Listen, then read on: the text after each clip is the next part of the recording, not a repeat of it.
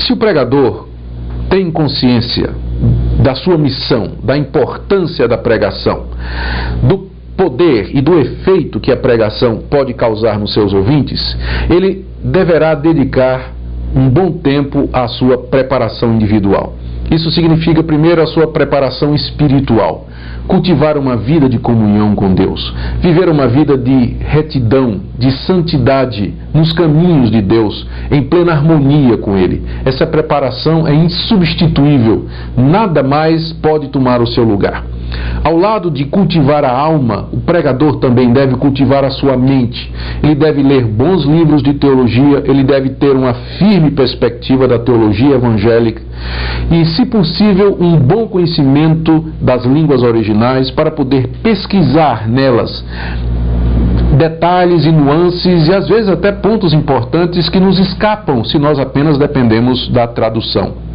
Os antigos pregadores puritanos, eles gastavam longos períodos de tempo pesquisando, lendo, estudando a palavra de Deus, indo no original. Geralmente eles eram versados em grego, hebraico e latim, para que pudessem dar ao povo a expressão correta da palavra de Deus.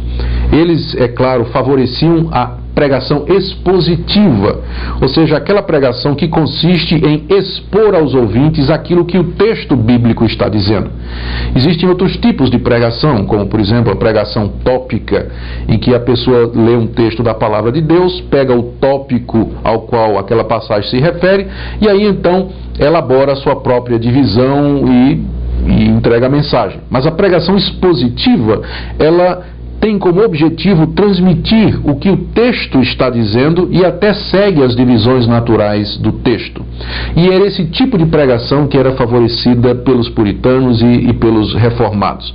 Para fazer isso é necessário um alto nível de preparação, de estudo, de meditação, de trabalho duro, é claro, cercado, abençoado por uma vida de oração e de dedicação ao Senhor. Então, preparação. Agora nós temos que falar um pouquinho também da entrega do sermão. Notem que antes da entrega do sermão propriamente dito, da pregação propriamente dita, vem todos esses preparativos, todas essas pressuposições, porque a pregação não é um ato isolado, não é uma coisa que nós fazemos em separado daquilo que nós somos e daquilo que nós cremos. O ato de entrega, então, ele deve, seguindo essas pressuposições, essas preparações que eu mencionei, o ato da entrega deve ser a consumação de tudo o que nós fizemos. Nós devemos falar com consciência de que estamos falando, expondo a palavra de Deus, com seriedade, também com graça em nossos corações. Podemos utilizar-nos de métodos, de ilustrações, de histórias que venham aclarar o pensamento de forma que façam com que a transmissão dessas verdades se tornem facilmente captáveis. Agora, nunca, é claro, em detrimento do conteúdo, porque às vezes no afã de nos tornarmos fáceis de entender, ou então de tornar a nossa mensagem extremamente agradável, nós começamos a introduzir piadas ou histórias engraçadas ou ilustrações que em si mesmo não tem nada de mal, mas que acabam às vezes por desviar a atenção dos nossos ouvintes para as ilustrações em si, ao passo de que a verdade que nós queremos transmitir, a verdade do texto, acaba se perdendo entre gargalhadas e risos.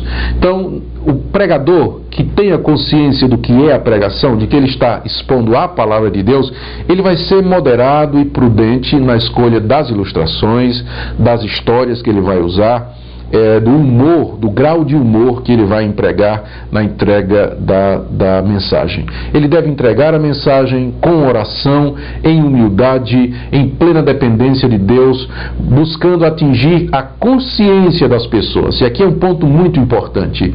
Muitas vezes as pessoas, os pregadores, veem a mensagem, a pregação, apenas como uma forma de informar as pessoas a respeito das verdades bíblicas. Mas eu entendo que a verdadeira pregação, além de informar o intelecto, de trazer informações ao intelecto da verdade bíblica, ela visa também alcançar as emoções do ouvinte e principalmente a sua vontade. É dirigida à vontade do ouvinte e com o objetivo de com a ajuda do Espírito Santo, fazer com que ele se volte para Cristo, creia em Cristo e voluntariamente abrace a sua mensagem. É uma mensagem voltada para a consciência dos ouvintes. Nós queremos que os nossos ouvintes saiam do ambiente de culto ou do local onde a pregação foi feita, tendo convicção de que ali foi confrontado com a verdadeira palavra de Deus, que foi desafiado, que foi encorajado, que foi estimulado, que foi consolado, enfim, a pregação visa as consciências, o coração, a vontade, é claro, tudo isso passando pelo intelecto. Mas não acaba aí também. Uma vez que a mensagem foi entregue, eu acredito que agora vem o período em que nós temos que orar pelo que foi dito. Eu penso que é muito importante que, após havermos pregado a mensagem de Deus, nós gastemos algum tempo orando a Deus pelos nossos ouvintes, orando para que a palavra que foi pregada, ela produza efeito nos corações, para que o Espírito de Deus opere no coração dos ouvintes, que traga aos ouvintes a fé em Jesus Cristo, porque nós sabemos que, apesar de todos os nossos esforços, realmente é o Espírito de Deus que haverá de fazer com que a pregação seja eficaz. Se seguirmos esses princípios, tenho certeza que o Espírito de Deus haverá de usá-los na conversão de pecadores e na edificação da sua igreja.